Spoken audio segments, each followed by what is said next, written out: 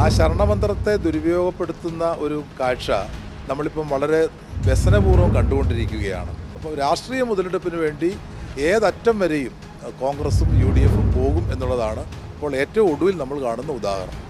ഇത്തരത്തിലുള്ള എന്തെങ്കിലും പ്രചാരവേലകൾക്ക് കേരളത്തിൽ ജനങ്ങളെ സ്വാധീനിക്കാൻ കഴിയും എന്ന് ഞാൻ കണക്കാക്കുന്നില്ല.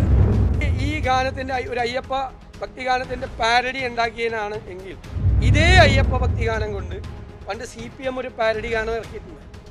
അത് ഞാൻ നിങ്ങളെ കാണിച്ചു തരാം.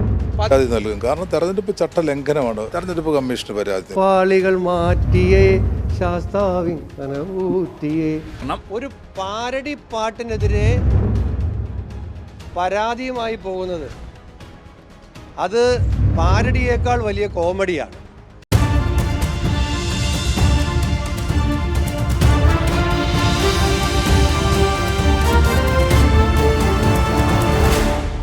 നമ്മുടെ സഖാക്കളുടെ കാര്യം വലിയ കഷ്ടമാണ്. ഇപ്പം അവരുടെ ഉറക്കം കെടുത്തുന്നതും അവരെ ഭീതിപ്പെടുത്തുന്നതും എല്ലാം പാട്ടാണ്. പാട്ടിനെ പേടിച്ച് നമ്മുടെ സഖാക്കൾ കേരളത്തിൽ ജീവിക്കുന്നു എന്ന് പറഞ്ഞാൽ എത്ര അപഹാസ്യമാണ് എന്ന് ആലോചിച്ച് നോക്കണം. ഏറ്റവും അടുത്ത് വന്ന പ്രശ്നം പോറ്റിയെ കേറ്റിയെ സ്വർണം ചെമ്പായി മാറ്റിയേ എന്ന ഒരു പാട്ടാണ്. ഇതിനെതിരെ വലിയ വിവാദമാണ് ഉണ്ടായിരിക്കുന്നത്. ശബരിമല ക്ഷേത്രം നിൽക്കുന്നതുകൊണ്ടായിരിക്കും രാജു എബ്രഹാമാണ് കേസ് കൊടുത്തിരിക്കുന്നത്. അയ്യപ്പ ഭക്തന്മാരുടെ വികാരം വ്രണപ്പെട്ടു എന്നാണ് രാജു എബ്രഹാമിൻ്റെ പരാതി. എന്തായാലും രാജു എബ്രഹാമിന് ഇത്രമാത്രം സ്നേഹവും താല്പര്യവും വാത്സല്യവും ഒക്കെ അയ്യപ്പ ഭക്തന്മാരോടുണ്ട് എന്ന് പൊതുസമൂഹത്തിനെ അറിയിക്കാൻ ഇതുകൊണ്ട് ഗുണമുണ്ടായി എന്നുള്ളതല്ലാതെ ഈ പാരഡി ഗാനത്തിനെ എതിർത്തുകൊണ്ട് എന്ത് ഗുണമാ സഖാക്കളെ നിങ്ങൾക്കുണ്ടായത്? കാശിന് പ്രയോജനമുണ്ടോ?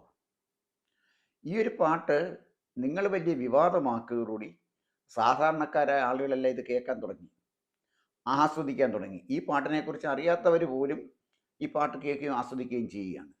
കഴിഞ്ഞ ദിവസം ട്രെയിൻ സഞ്ചരിച്ചപ്പം പല ആളുകളും മൊബൈൽ ഫോണിലൂടെ പാട്ടിങ്ങനെ ആസ്വദിച്ചുകൊണ്ടേയിരിക്കുകയാണ്. ഇതിനകത്ത് എന്താ മതവികാരത്തെ വ്രണപ്പെടുത്തുന്ന ഒരു കാര്യമുള്ളത്? ശബരിമല അമ്പലത്തിൽ നടന്ന സ്വർണ്ണമോഷണത്തെക്കുറിച്ച് അതിനപ്പുറത്ത് വല്ല കാര്യമുണ്ട്? പാട്ടെഴുതിയൊരു മുസ്ലിമായി എന്നുള്ള ഒറ്റ കാരണം കൊണ്ട് ഇത് ഹിന്ദുമത വികാരം വ്രണപ്പെടും എന്നൊക്കെ പാർട്ടി സഖാക്കൾ പറയാൻ തുടങ്ങുകയാണെങ്കിൽ അത് ഇച്ചിരി കടന്നു കൈയാണ് എന്ന് പറയാതിരിക്കാൻ പറ്റില്ല. ഈ പാട്ട് മുഴുവൻ ഞാൻ കേട്ടു, ആസ്വദിച്ചു. നല്ല മനോഹരമായ ഒരു ഈരടി ഗാനമാണ്, വളരെ മനോഹരമായ റിപ്പീറ്റ്. ഞാൻ ഈ പാട്ട് കേട്ടു, ആസ്വദിച്ചു. വളരെ മനോഹരമായ ഒരു പാരഡി ഗാനമാണ് ഇത്.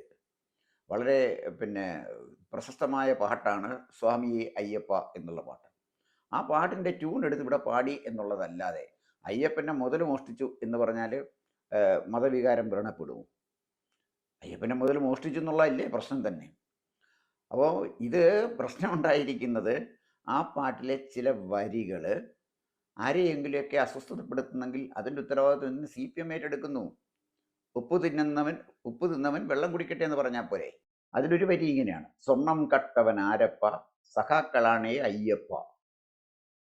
സഖാക്കളാണേ അയ്യപ്പ എന്ന് പറയുന്നത് എങ്ങനെ മതവികാരം മരണപ്പെടുന്നത്? സത്യം പറയണ സഖാക്കളെ, അത് മോഷണം നടത്തി കേസിൽ പ്രതിയായിരിക്കുന്ന സഖാക്കൾ തന്നെയല്ലേ ഉള്ളൂ. പപ്പൻ സഖാവ് ദേവസ്വം ബോർഡ് പ്രസിഡൻ്റായിട്ടിരുന്ന ആളല്ലേ, അദ്ദേഹം ഇപ്പോൾ പോലീസ് കസ്റ്റഡിയിലല്ലേ. വാസു സഖാവ് അദ്ദേഹം രണ്ട് പ്രാവശ്യം വിജിലൻസ് കമ്മീഷനായിരുന്നു. ശബരിമല ട്രാവൻകൂർ ദേവസ്വത്തിൻ്റെ ദേവസ്വം ബോർഡ് പ്രസിഡൻറ്റുമായിരുന്നു. പിന്നെ മുരാരി സഖാവ്, പോറ്റി സഖാവ്, ഇവരെല്ലാം സഖാക്കളല്ലേ. അവർ തെറ്റ് ചെയ്തിട്ടുണ്ടെങ്കിൽ അവരനുഭവിക്കട്ടെ. അപ്പോൾ പാട്ടിനകത്തെ വരിയിലെവിടെയാണ് തെറ്റ്? ഇപ്പം സ്വർണം കട്ടവൻ ആരപ്പ എന്ന് ചോദിക്കുമ്പോൾ സഖാക്കളാണ് അയ്യപ്പ എന്നവർ പാടുമ്പോഴേ നമ്മളെന്തിനാണ് സഖാക്കളെ സങ്കടപ്പെടുന്നത്? അവർ മോഷണം നടത്തിയെങ്കിൽ അവർക്ക് ശിക്ഷ കിട്ടട്ടെ. അവർ സഖാക്കളല്ല നമുക്ക് പറയാൻ പറ്റുമോ? പത്തനംതിട്ട CPM ജില്ലാ സെക്രട്ടേറിയറ്റ് അംഗമല്ലേ പപ്പൻ സഖാവ്. വാസു സഖാവിനെ നമുക്ക് തള്ളിക്കളയാനൊക്കെ? പാർട്ടിയുമായിട്ട് ഏറ്റവും അടുത്ത് നിൽക്കുന്ന ആളല്ലേ വാസു സഖാവ്. മുരാരി സഖാവ് അദ്ദേഹം തിരുവിതാംകൂർ ദേവസ്വം ബോർഡിലെ CITU യൂണിയൻ്റെ നേതാവല്ലേ. അങ്ങനെ നോക്കുമ്പോൾ ഏത് സഖാവിനെ നമുക്ക് തള്ളിപ്പറയാൻ പറ്റുക? അതുകൊണ്ട് പാട്ടിൻ്റെ ഒരു വഴിക്കങ്ങ് പോകട്ടെ എന്ന് വിചാരിച്ചാൽ പോരെ, അതിനപ്പുറം ഇതിന് വല്ല പ്രസക്തിയുമുണ്ടോ? അപ്പോൾ ഇതുപോലെ തന്നെ വേറൊരു പാട്ടാണ് സഖാക്കളുടെ ഉറക്കം കെടുത്തിയത്, ഗണഗീതം പാടിയത്. അപ്പോൾ ഗണഗീതം ട്രെയിനിലിരുന്ന് കുറച്ച് സ്കൂൾ കുട്ടികളെ മനോഹരമായിട്ട് ആലപിച്ചു. അപ്പോൾ അത് വലിയൊരു വിവാദമാക്കി വന്നു. റെയിൽവേ എടുക്കുന്നു, സഖാക്കൾ എടുക്കുന്നു, കൈരളി എടുക്കുന്നു, ബ്രിട്ടാസ് എടുക്കുന്നു, എന്തെല്ലാം ബഹളങ്ങളാണ് നടന്നുകൊണ്ടിരുന്നത്. അപ്പോൾ ഈ സത്യത്തിന് ഈ ഗണഗീതം, ഇത്ര മനോഹരമായൊരു ഗണഗീതം ഞാൻ ഈ വിവാദം വന്നപ്പോഴാണ് ശ്രദ്ധിക്കുന്നത്. വളരെ മനോഹരമായിട്ട് അത് പാടി. പലരും ഗണഗീതം പാടിയത് വൈറലായിട്ട് മാറിയിരിക്കുകയാണ്. കുറേ ചെറുപ്പക്കാരെല്ലാം കൂടി ഒരു അമ്പലമുറ്റത്തിരുന്ന് ഒരു ഗാനമേള നടത്തുമ്പോൾ ഈ പാട്ട് പാടുന്നു. എത്ര വൈറലായി! രണ്ടു കാലം നഷ്ടപ്പെട്ടു പോയ സദാനന്ദം മാസ്റ്ററുടെ മകള് വളരെ മനോഹരമായിട്ട് ആ കുട്ടി ഈ ഗാനം ആലപിക്കുന്നു. ഇതൊക്കെ പബ്ലിക്കിൽ എത്തിച്ചു കൊടുത്തത് ഇതിൻ്റെ വിവാദങ്ങളല്ലേ? കഷ്ടമല്ലേ ഇത്? പാട്ടിനെ എന്തിനാണ് പാർട്ടിക്കാർ ഭയക്കാൻ തുടങ്ങിയത്? എന്ന് പറഞ്ഞിട്ടാണ് ഈ പാട്ടിനെ പാർട്ടിക്കാർ ഭയക്കാൻ തുടങ്ങിയത്.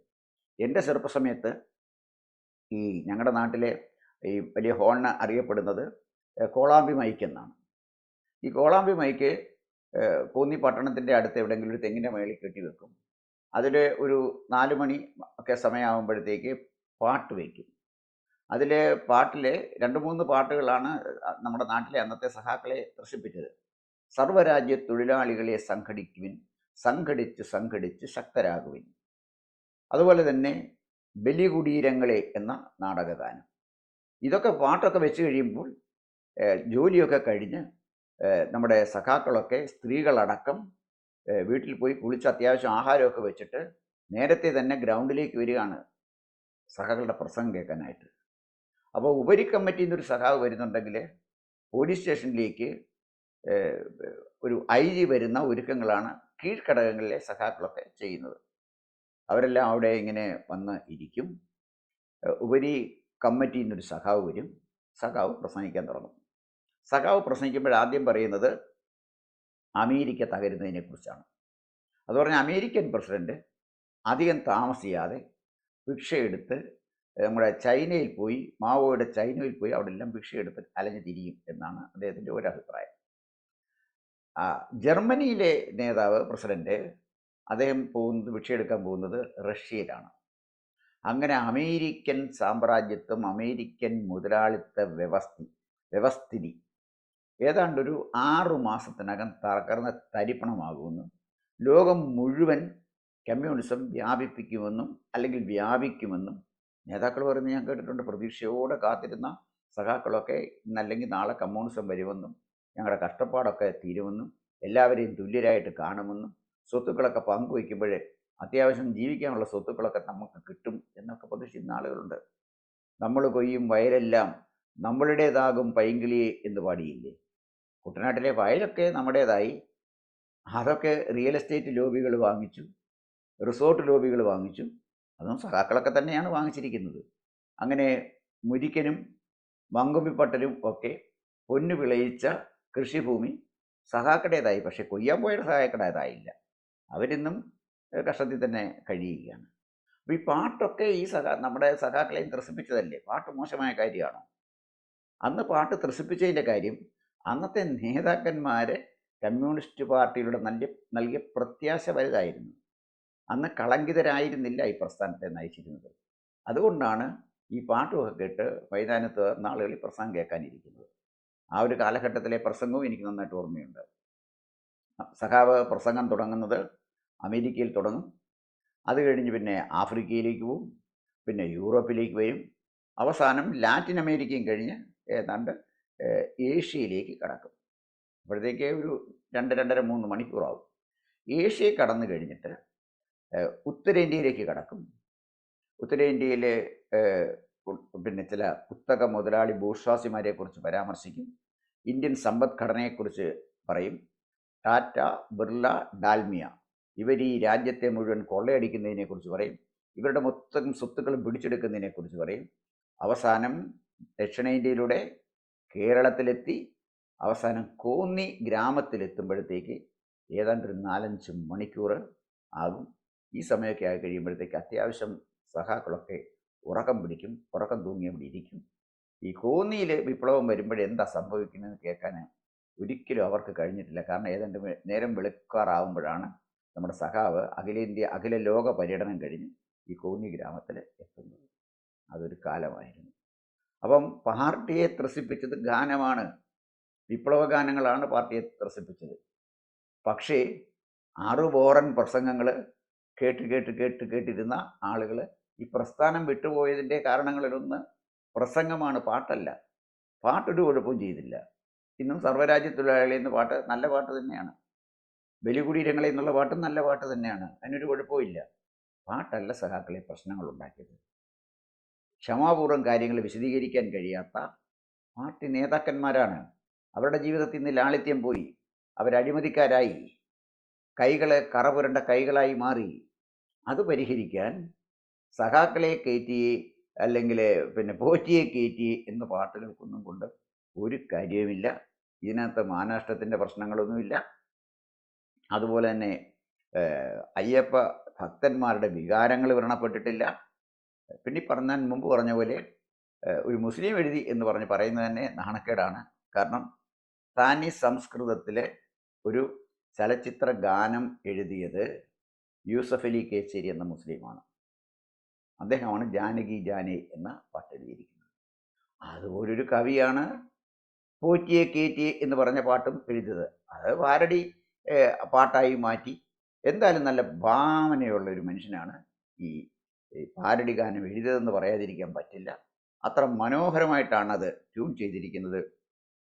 സഖാക്കൾ ഈ പാട്ടെ കൈവെക്കാതെ, അതിൻ്റെ ട്യൂണെ കൈവെക്കാതെ, അത് എഡിറ്റ് ചെയ്യാൻ പോകാതെ സത്യമായിട്ട് തിരിച്ചറിയുക.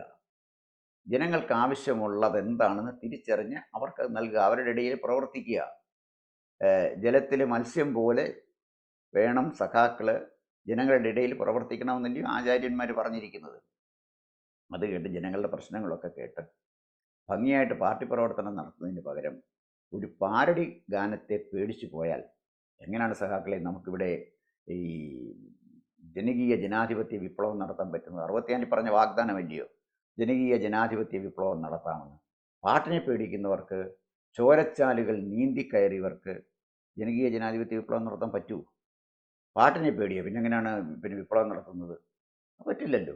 അപ്പം നമുക്ക് ജനകീയ ജനാധിപത്യ വിപ്ലവം വരുത്തണമെങ്കിൽ, ഇന്നല്ലെങ്കിൽ നാളെ കൊണ്ടുവരണമെങ്കിൽ, അത് ഗോവിന്ദ മാഷ് പറഞ്ഞ പോലെ ഈ അമൂർത്തമായ സാഹചര്യത്തിൽ സമൂർത്തമായ ചോദ്യം ചോദിച്ച് ഉള്ള കുഴപ്പങ്ങളൊന്നും ഉണ്ടാക്കാതെ, അമൂർത്തമായ സാഹചര്യത്തിൽ സമൂർത്തമായ ചിന്തകൾ വന്നിട്ട് കാര്യമില്ല.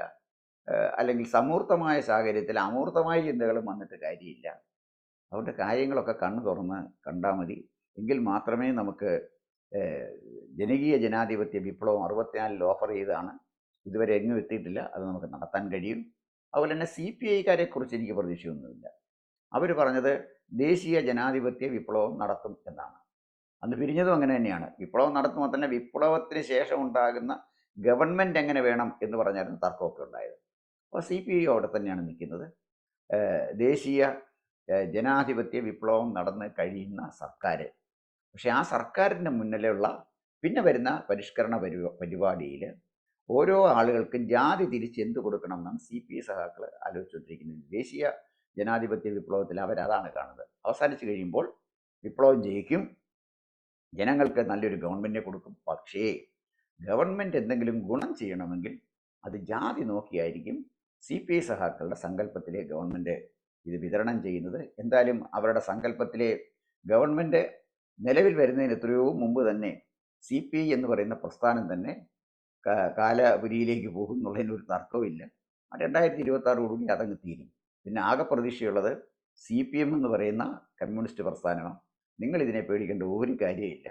ഇവിടെ CPI പേടിക്കുന്ന പോലെ നിങ്ങൾ പേടിക്കേണ്ട. കാരണം നിങ്ങൾ കുറച്ചുകൂടെ ഭേദപ്പെട്ട കാര്യങ്ങളാണല്ലോ പറയുന്നത്. അതുകൊണ്ട് നിങ്ങൾ വർഗാടിസ്ഥാനത്തിൽ കാര്യങ്ങളൊക്കെ ചെയ്യുമെന്നൊക്കെ പറഞ്ഞ് ഓരോ കീച്ചൊക്കെ അങ്ങ് നിന്നാൽ മതി. ചുമ്മാ ഗാനമൊന്നും പറഞ്ഞ് വിഷമിക്കേണ്ട കാര്യമില്ല. ധൈര്യമായിട്ട് പോയാൽ മതി, ഒരു പ്രശ്നവുമില്ല. ദേശാഭിമാനി വായിക്കുന്ന ആളുകൾ, ഞാനും ദേശാഭിമാനി വായിക്കാറുണ്ട്. അത് കൃത്യമായിട്ട് ഇന്നിപ്പോൾ ദേശാഭിമാനി വായിക്കാത്ത ഇത്തരം കാര്യങ്ങളൊന്നും ഞാൻ കണ്ടില്ല. വേറെ കാര്യങ്ങളൊക്കെയാണ് കണ്ടത്. ഈ സർവകലാശാലയിലെ നിയമനത്തിൻ്റെ കാര്യം, VC എടുക്കുന്ന കാര്യമൊക്കെ ഈ മറ്റ് ഭൂഷ പത്രങ്ങളിലൊക്കെ കണ്ടു. ദേശാഭിമാനിയിൽ അത്തരം തല്ലിപ്പൊളി വാർത്തകളൊന്നും കണ്ടില്ല. അതുപോലെ ഇതങ്ങ് വിട്ടാൽ മതി. ദേശാഭിമാനി പ്രധാനപ്പെട്ട വാർത്തകളൊക്കെ ഒഴിവാക്കുന്ന പോലെ സഖാക്കളെ ഈ പോറ്റിയെ കയറ്റി എന്നുള്ള പാട്ടങ്ങ് വിട്ടേരെ. അത് വലിയ കാര്യമൊന്നുമില്ല. വിപ്ലവം ജയിക്കും, വിപ്ലവം വരും. ഒരു തർക്കമുള്ളൊരു കാര്യമല്ല. കൂടുതൽ വാർത്തകളും വിശേഷങ്ങളും നേരിട്ട് ലഭിക്കാൻ ജനങ്ങളിൽ നിന്ന് ജനങ്ങളിലേക്ക് ജനഭൂമി ന്യൂസ് സബ്സ്ക്രൈബ് ചെയ്യൂ. ബെൽ ബട്ടൺ അമർത്താനും മറക്കരുത്.